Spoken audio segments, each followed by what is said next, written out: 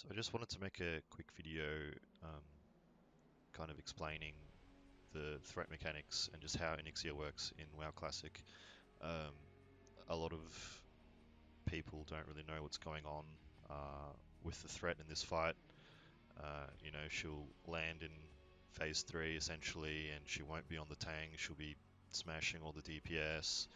The DPS swears that, they haven't been hitting the boss and everything, and I just wanted to quickly run down as to what's actually going on because it's not really that complicated what's happening, and you can control uh, this fight and make it go on a tank as soon as she lands, and I'm just going to go over that right now. So our strategy for this fight is to have two tanks, or to deal with how the threat drop works is to have two tanks. Uh, right now I have better gear, so I'm just focusing more on tanking it at the end, and I've got like the off tank, I guess, tanking it initially. And the threat mechanics in phase 1 don't really play any part in what causes the threat to get all messed up. The knockaway that she does here plays no significance. So yeah, you just deal with phase 1 just like normal, nothing too fancy. But this is where you want the second tank, which is what I'm doing right now. As you can see, the bottom left threat meter. I'm threading kind of hard. I'm making sure I'm kind of close to the top for what's going to happen in phase 2. And that is dealing with the fireballs which she casts.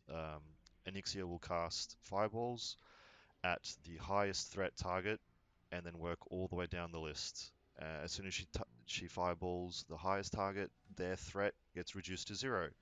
So you can see why, if you're solo tanking this fight and your main tank instantly gets fireballed, they have 0 threat. When she lands in phase 3, he's going to have no threat. It's going to be going on a lot of people.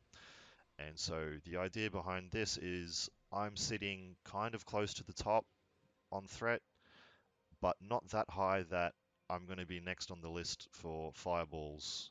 Uh, she'll always hit the main tank, like I said, and then she'll essentially just work the way down the list on DPS, which is what she's doing now. I think she just hit a mage. She's now targeting a warrior, another mage, and yeah, at 40% is when she lands, so she's only been in the air for not too long. I'm still, well, I should be in theory kind of close to the top still. And as she's nearing 40, I'm just dumping the rest of my rage, making sure that I don't get fireballed. And yeah, when she does hit 40, she lands. I instantly go Zerka stance pop, pop wreck, and then just keep just beating her. And yeah, if everything has gone to plan, she should be on your second tank straight away, which is what happens here. And yeah, she's just on me. She hasn't hit any DPS, and from this point on, it's just a really easy tank and spank. Nothing too fancy or complicated. Um, that's it really. It's just dealing with the fireballs.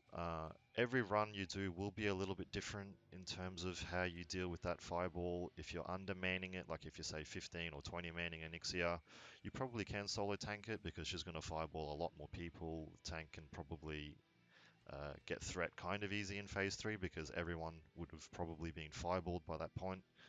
Uh, the other alternative is if you're using 40 people and your raid is quite geared, then you can potentially also use one tank because she might not even fireball once depending on how good your DPS is. But I recommend for most guilds right now, uh, probably just use two tanks.